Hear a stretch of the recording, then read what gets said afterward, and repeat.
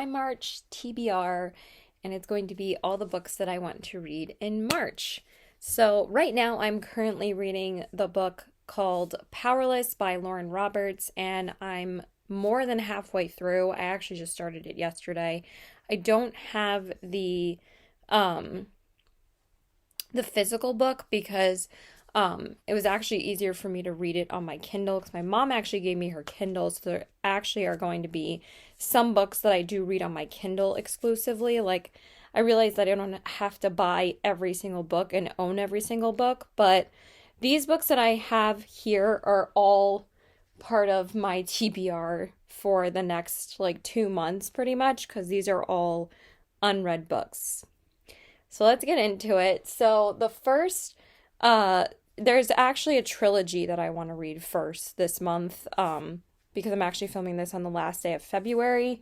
But the trilogy I am dying to read is the Once Upon a Broken Heart trilogy by Stephanie Garber. I'm just going to pull out the first book and talk about each one individually. So the first one is called Once Upon a Broken Heart. And this is a fantasy trilogy, and I will tell you guys about the synopsis in a minute, but the first one's called Once Upon a Broken Heart. The second one is called The Ballad of Never After. And then the third book is called A Curse for True Love. So I actually ordered all of these on Amazon, and I'm extremely excited to read this trilogy. I've heard it's absolutely amazing. I got the paperback version of Once Upon a Broken Heart because it's just going to be easier for me to read the paperback version. I couldn't find paperback versions of either of these. I mean, these are more recent books. I mean, maybe I should have just looked more, but when I did search for it, it only came up as hardcover. So yeah, I'm really determined to read this series the first week of March. We'll see how long it takes me, but these are definitely my top priorities for February. So I'm going to pull out those three. And then next up is actually going to be a couple of books over here, actually. So the next book that I really want to prioritize is my first Ali Hazelwood book. And this is actually her most recent novel that has come out, and it's called Bride. I actually haven't read any of her books yet that I have purchased because I haven't really been into romance lately. I read 2 romance novels in February, like at the end of February, and then I was like, I don't know, I just wasn't really into it after I read my first Lynn Painter book in February. But I really want to get to this one because this one sounds like so much fun. It's like a paranormal romance, and it's a lot different than most of the books that Ali Hazelwood does write because, like I said, she's mostly a romance writer. So I definitely want to get to this book. This one sounds really fun. And then the next one that has been sitting on my shelf for a good month is definitely going to be A Good Girl's Guide to Murder by Holly Jackson. This is a thriller book, and I keep on putting it off to read this when I really should just bang it out and read it. So I'm very excited to start this book as well and finish it. I've heard that the first book is the best in the series, and it's not really necessary to continue with the trilogy. But if I really like this book, then I might just end up reading the other 2 on my Kindle at some point. I don't have to own the entire series, but I've heard that, again, this is the best one in the series. So I definitely want to read a thriller this month because my heart is in fantasy right now. I've just been craving everything fantasy books. But I really do want to get a thriller in there as well, and this is definitely the one that I want to prioritize. So we're definitely going to read A Good Girl's Guide to Murder, and I'm going to keep on shifting these, and then we'll talk about the synopsises afterwards. But the next trilogy that I really want to prioritize in March, and honestly, this will be 9 books at this point. So, and then I count Powerless as a book in March, so that'll be 10 books. I really need to read the Kingdom of the Wicked series. I keep on putting this off. Um, but I also really want to read this book as well, so I might read this book before I jump into the Kingdom of the Wicked series, but I'm just dying to jump into it already. But depending on how I feel after I read A Good Girl's Guide to Murder, because I don't know if it's going to be sad exactly, and I know that this one is like full of murder as well, I'm pretty sure. Um, but it depends on what I'm in the mood for, if I'm either going to start Kingdom of the Wicked or Education in Malice. Um, let's see. Like, I think I'm just going to pull this one out and talk about it, but the order might change. So this one is named An Education in Malice by S.T. Gibson. I've actually never read any of her books before, but this is supposed to be a fantasy horror, and I'm not exactly a horror reader. I don't really like reading horror books. Give me a good thriller any day, but when it comes to horror books, I'm not really a horror fan. But this one just sounded like so much fun, and it's a pretty short read. It's only 342 pages, and I just couldn't resist this cover. And after I read the synopsis, I'm like, this sounds like such a fun book, but also like, it's pretty graphic and stuff like that. Not like super like cannibalistic or anything like that, but I'm definitely going to read the synopsis for you guys and tell you guys all about it. And then, like I said, the next books that I really want to prioritize in in March are going to be the Kingdom of the Wicked series. I keep on putting these off, and I'm like, Caitlin, you have to read these. Like, I actually bought these, like, I think at the end of January, and I still haven't read them yet because I actually bought them right after I got the ACOTAR series, and then I just went on my book binge and bought so many books. But I really do have to read these. So the first one is named Kingdom of the Wicked by Carrie Maniscalco. So that is the first book. And then the second book is Kingdom of the Cursed. And then the third book is Kingdom of the Feared. So this is definitely a trilogy that I'm going to prioritize this month. I cannot wait to read them. I'm so excited. I think after reading the Once Upon a Broken Heart trilogy and this series, I think that's going to scratch my fantasy itch because that's all I've been wanting to read lately, and I've been having a great time. And then the most recent book that has come out in this series is kind of like a spin-off book after one of the characters. And this one is Throne of the Fallen. Look at this book cover. Isn't this so beautiful, you guys? Like, I absolutely love this cover. I think it's beautiful, and I really just want to get to this book already. So that is going to be 3, 4, 5, 6, 7, 8, 9, 10 books. My goal is to read 14 books this month. Besides Powerless. So we have 3 more books to pick out. So the other one that I really want to get to, if I have any room to actually pull this out, is that I really want to read this book by Emily Wilde. I actually just found this at Target, and this is the Emily Wilde's The Encyclopedia of Fairies. This was actually a very popular book last year, and I just thought it sounded like a great fantasy book to pick up, so I decided to get this one, and I really, really want to get to it and read it. So that one is definitely going to be a priority as well. And then I think I also really want to just jump right into the second one after I read the first one. So this one is The Map of the Other Lands, and this is book 2 by Heather Fawcett. I think that this is going to be such a fun read, and I can't wait to read both of these books. So let's see how many we have now. So we have 1, 2, 3, 4, 5, 6, 7, 8, 9, 10, 11, 12. So we have one more to pick out.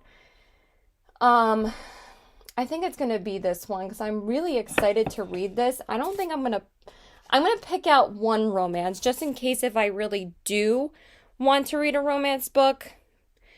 and I feel like I'm in the mood for one after reading like heavy fantasy series, that maybe I will read it. But I really want to pick out this book. I've heard nothing but great things about this duology. I have both the books, but I think I'll just jump right into the next one at the beginning of April, because this will probably be my last book read in March. And this is One Dark Window by Rachel Gilling, I believe. Rachel Gillig. And this is supposed to be a gothic fantasy romance, and I'm super excited to read this. I cannot wait. So that is probably going to be the last book I pick out for March. And then when I do my April TBR, I'm definitely probably going to start with this book, because I'm probably just going to go right into the next one, which is Two Twisted Crowns. But I don't think I'm going to get to that in March. But if I want to read like a quick, fast, like romance book, I am going to pick out one, just in case if I'm in the mood for it. But there's kind of like two that I want to be rereading, or probably be in the mood for. But I think it's going to be this one. I've been really wanting to read this one if I do get in the mood for romance. So this one is called The Good Part by Sophie Cousins, because I was either going to pick out this one or A Witch's Guide to Fake Dating a Demon. So it might change. It depends on my mood whenever, like, I'm going to, like, insert this book into, like, in between, like, maybe one of, like, these fantasy series. Like, if all three of these books, like, are too dark for me, I might just, like, slip this one, like, right here after I read An Education in Malice, because I might need, like, a little mood lifter after reading those, because those are all, like, darker books. So that's why I want to pick out at least one romance novel to, like, kind of use as, like, a palate cleanser. So I really like doing that as well. So these are all the books I have in my March TBR. It's a lot. It's 1, 2, 3, 4, 5, 6, 7, 8, 9, 10, 11, 12, 13, 14, and then Powerless will be 15 books. So we'll see. I'm goaling myself to read 15 books, but I've been able to read like 11 to 12 books a month if I do read, you know, if I'm reading more than just Sarah J. Maas. I did finish all of ACOTAR the first 2 weeks of February, and then I read 6 more books. So that was 11 books. And then the most books that I've read so far in a month was December, and I believe I read 11 to 12 books that month as well. So my sweet spot seems to be 11 to 12 books, but I'm kind of overgoing myself this month because I want to see how many I can actually get through. But the priorities are definitely to get through these series. If I at least get through these, I will feel really good about my reading skills. So let's start with the Once Upon a Broken Heart trilogy. So this is the first book, and the synopsis is: how far would you go for happily ever after? Evangeline Fox has always believed in true love and happy endings until she learns that the love of her life will marry another. Desperate to stop the wedding, Evangeline strikes a deal with the charismatic, immortal Prince of Hearts. But she soon discovers that bargaining with the Prince of Hearts is a dangerous game. He has plans for Evangeline, plans that will either end in the greatest happily ever after or their most exquisite tragedy. So excited to read this. I can't wait. And then the second book I've heard is the best book in the trilogy. So I'm super excited for The Ballad of Never After. And this one says, not every love is meant to be. After Jax, the Prince of Hearts, betrays her, Evangeline Fox swears she'll never trust him again. Now that she's discovered her own magic, Evangeline believes she can use it to restore the chance at happily ever after that Jax stole away. I'm not going to read the whole synopsis, but that's basically like the gist of this one. They're just too long to read every single one, but I'm super excited. And then the third book is A Curse for True Love. And this one says, Two girls, one girl. Two villains, one girl, sorry. And a deadly battle for a happily ever after.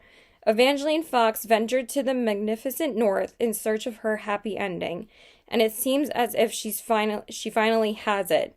She's married to a handsome prince and lives in a legendary castle, but Evangeline has no idea of the devastating price she's paid for in this fairy tale. She doesn't know what she has lost, and her husband is determined to make sure she never finds out. But first, he must kill Jax, the Prince of Hearts. This sounds so good. I can't wait. I've heard, like, mixed reviews about the last book, but I've heard that the first two books are, like, amazing. So, I'm super excited. I'm just going to put these here for now so I have a little bit more room to talk about the other books. And then we'll rearrange it later. Okay, and then the next book I wanted to read is Bride by Ali Hazelwood. And this one just sounds like so unique. And people are saying that this is probably her best book that she's written so far. Even though like people love her romance writing, I've seen nothing but rave reviews about this one on Goodreads. So I'm super excited to read this. So that's definitely going to be the priority after I read Once Upon a Broken Heart trilogy. So this says, a vampire bride and an alpha werewolf form a dangerous alliance in this enthralling new paranormal romance. Misery Lark, daughter of a powerful vampire councilman, is an outcast. Her days of living anonymously among the humans are over. She has been called upon to uphold an alliance between the vampires and their mortal enemies, the Wers. The Wers, I mean. It just sounds so cool. I can't wait to read this. So I'm super excited for that. And I'm just going to put this one here because I think that's where it was. No, it was over there, but whatever. We'll fix it later. And then the next one, like I said, is Priority is a Good Girl's Guide to Murder. I've been dying to read this book and I finally need to. So this one says, this is the story of an investigation turned obsession. Pretty unpopular high school senior Andy Bell was murdered by her boyfriend, Sal Singe, who then killed himself. Really dark stuff.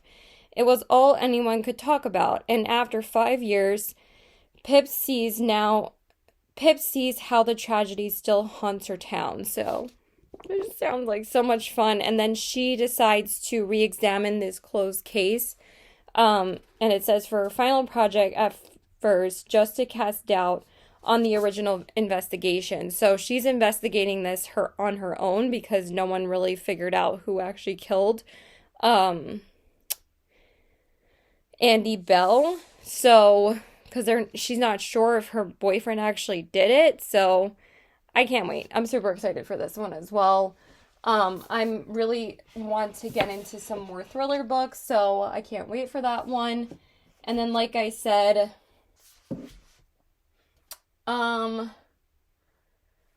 it depends on my mood for some of these books, because again, I don't know if A Good Girl's Guide to Murder is going to be really dark. So I want to like put like something whimsical in there or something more of like a romance. I might have to at least read one standalone book before I get into Kingdom of the Wicked. But I really want to read An Education in Malice. So I think it's going to be this one because I really wanted to make this one a priority. So this one says, one of us was always going to bleed for the other. So this one says, deep in the forgotten hills of Massachusetts stands St. Perpetua's Women's College. Isolated and ancient, it is not a place for timid girls. Here, secrets are currency, ambition is lifeblood, and strange ceremonies welcome students into the fold. On her first day of class, Laura Sheridan is thrust into an intense academic rivalry with the beautiful and enigmatic Carmilla.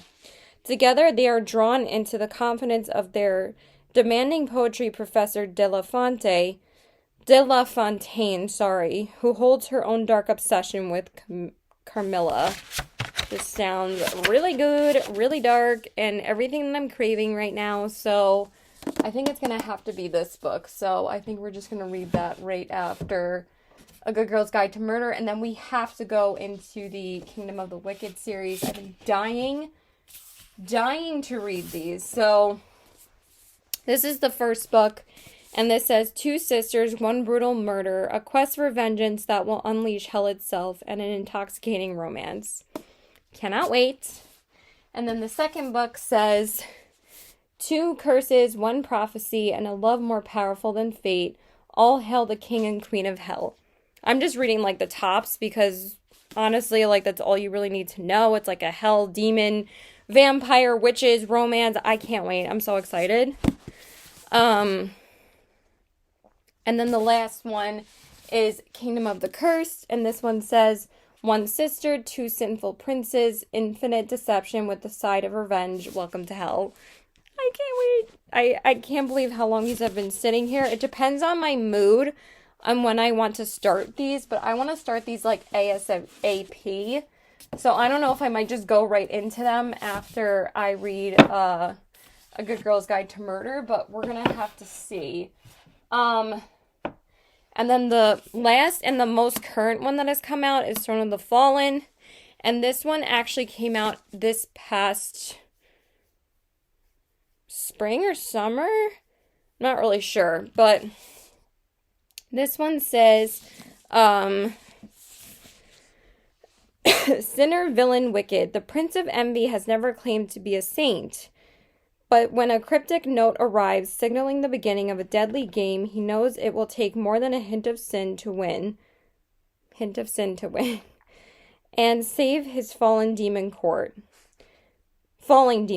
Riddles, hex objects, anonymous players, nothing will stand in his way. Though none of his meticulous plans prepare him for her, the frustrating artist who ignites his sin like no other. So I can't wait. And her name seems to be Camilla too, like the same as, or actually I think it's Carmilla in An Education in Malice. But again, isn't this like one of the most beautiful book covers you've ever seen? And it's like raised. Oh, it's so nice. I really, really love it. Okay, and then I think this one was over here. I think it was just like this. There we go. Fantastic. Okay, and then like I said, I want to really get to the two Encyclopedia of Fairies books after I read the Kingdom of the Wicked series. So the first one, like I said, is Encyclopedia of Fairies. Look at these covers. Aren't these so beautiful? And this one says, I cannot say this word. A Curmudgeonly professor journeys into a small town in the far north to study fairy folklore and discovers dark fae magic, friendship, and love. In the start of a heartwarming and enchanting new fantasy series. I cannot speak right now. Cambridge professor Emily Wilde is good at many things. She is a foremost expert on fairies. She is a genius scholar and a meticulous researcher who is writing the world's first encyclopedia of fairy lore. But Emily Wilde is not good at people. She could never make small talk at a party or even get invited to one. And she prefers the company of her books, her dog Shadow, and the fair folk to the other people. So it just sounds like so much fun. Super excited to read that one. And then also I want to read the sequel. I don't know if these might be like the last two books that I read in February. It depends on what I get. I mean, in March. Why do I keep on saying February? Depends on what I get to. But like I said, these are the priority books are these 7. So this one says, when mysterious fairies from other realms appear at her university. Did I say Map of the Otherland? Sorry if I didn't say the name. Curmudgeon, I cannot say this word. Professor Emily Wilde must uncover their secrets before it's too late in this heartwarming, enchanted second installment of the Emily Wilde series. Emily Wilde is a genius scholar of fairy folklore who just wrote the world's first encyclopedia of fairies. She's learned many of the secrets of the hidden ones on her adventures, and also from her fellow scholar and former rival, Wendell Blambleby. Yeah. Okay, so we're going to read this one. Aren't these so beautiful? I love this hardcover because it's actually on the hardcover, and I absolutely love when authors do that and they put it onto the hardcover, because like some people like taking the sleeves off. I don't necessarily do that. I actually use the sleeves of the, oh, actually, these are not in the right place. But that's okay, because then I can rearrange them. I use the sleeve as a bookmark.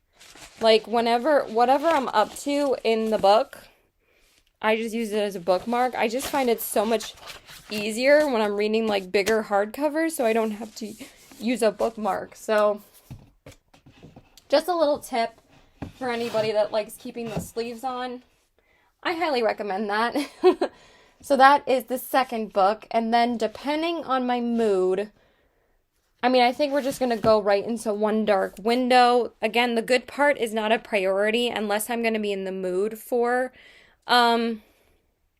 romance. But this is the first book in the duology. And this sounds so good. I cannot wait to read this. So this one says, Elspeth needs a monster. The monster might be her. Elspeth Spindle needs more than luck to stay safe in the eerie, mislocked kingdom of Blunder. She needs a monster. She calls him the Nightmare, an ancient, mercurial spirit trapped in her head. He protects her, he keeps her secrets, but nothing comes for free, especially magic. So, super excited to read this. This has very high ratings on Goodreads as well. A lot of people seem to love this book, so cannot wait for that. And then, depending on my mood, like I said, if I want to read like a short little romance, I think it's going to be this one. This one sounds really, really cute. And this would be my first Sophie Cousins book. I've never read any of her books, but this one's actually really highly rated on Goodreads as well. It has like over 4 stars. So I'm like, that's really high for a romance book. So this one says, is living the life you've wished for really a dream come true? Lucy Young is 26 and tired of fetching coffees for senior TV producers, sick of going on disastrous dates, and done with living in a damp flat with roommates who never buy toilet paper. After another disappointing date, Lucy stumbles upon a wishing machine. Pushing a coin into the slot, Lucy closes her eyes and wishes with all her might, please let me skip to the good part of my life. So I think it just sounds really, really cute. It might be a little similar to like The Do-Over by Lynn Painter or the book that I just read, This Spells Love, but I still think it'll be a fun little time. And I kind of like romance books with fantasy elements to them, so that's going to be a big chunk of what's on this shelf right now. And then like, if I read these 2 books as well, then I'm going to only have 1, 2, 3, 4, 5, 6, 7, 8, 9, 10 books in April to read. So, but I don't want them to be all romance. It depends on my mood if I want to read these. I'm definitely going to read these 2 books in April. Or depending on my mood, I might start these sooner. And then I'm definitely going to read this book as well. But we'll talk about those in my April TBR. So that's it. That's my March TBR. I hope you guys enjoyed this video. Please like and subscribe. Follow me on my Instagram at SweetW819 and check out my Poshmark at the same handle. And please let me know what you're reading. If you intend on reading any of these books, please let me know. I will do a whole March reading wrap up after I finish all of these. So I hope you guys enjoyed and keep reading. Bye.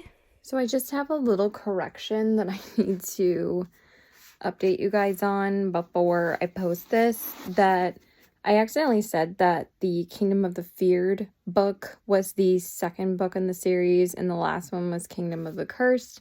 This is the last book and this is the second book, Kingdom of the Cursed. So it's Kingdom of the Wicked, then Kingdom of the Cursed, and then Kingdom of the Feared.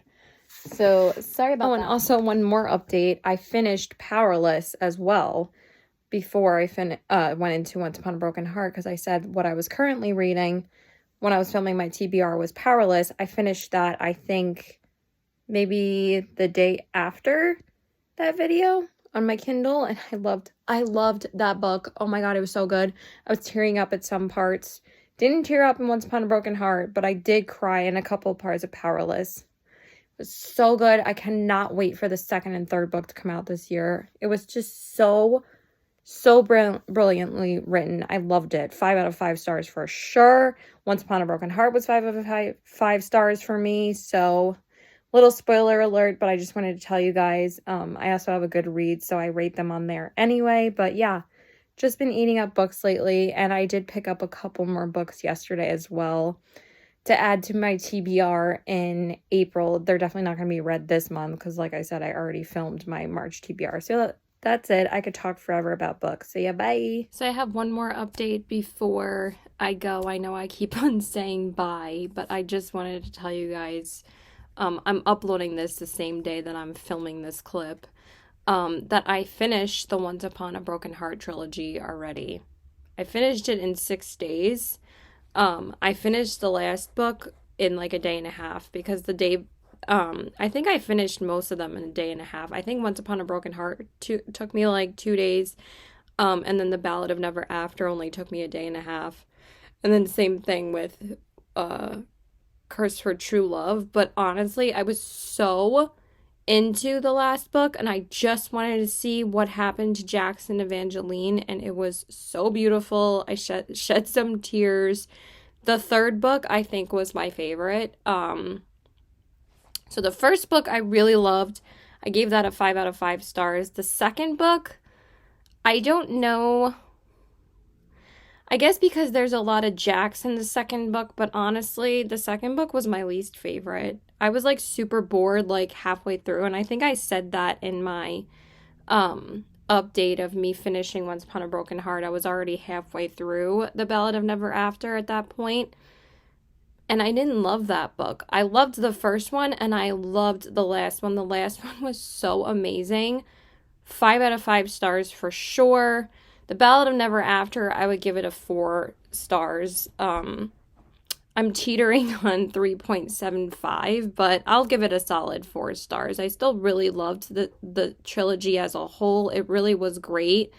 I know people are very mixed about Stephanie Garber's writing. Some people hate it, and some people absolutely love these books. I still think she's a great writer. I just think the first and the third books flowed so much better. And like, honestly, with the third book, I literally could not wait to see what happened. I could not put that book down. With the second one, I almost wanted to give up, but I also knew if I didn't finish it, wasn't going to know what was going on in the third book. And obviously I wanted to finish the trilogy as a whole. But I'm just saying, I don't know why the second book is everyone's favorite. I mean, it's fun. I understand, of course, we're all going to have different opinions.